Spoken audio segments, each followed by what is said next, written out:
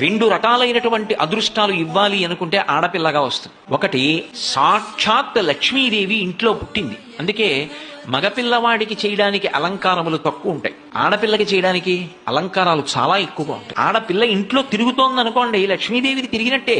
ఒకటి, ఆ పిల్ల పుట్టిన వేళ, ఆ పిల్ల తిరిగిన వేళ సాక్షాత్ లక్ష్మీదేవి ఇంటికి వచ్చిందని గుర్తు. రెండు, ఆడపిల్ల పుట్టింది అంటే ఆ పిల్లని ఎక్కడికి చేరుస్తున్నారు? ఎవరో ఓ పేరున్నవాడికి కాదు ఇస్తున్నది, సాక్షాత్ నారాయణ స్వరూపాయ వరాయ.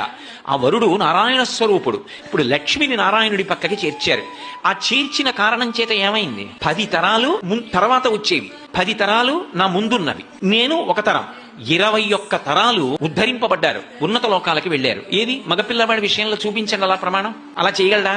సాధ్యం కాదు.